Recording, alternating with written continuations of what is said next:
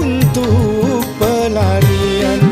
Agar engkau sadar istriku sayang, bagaimana aku kan betah di rumah, tiap makan dan tidur selalu sendiri.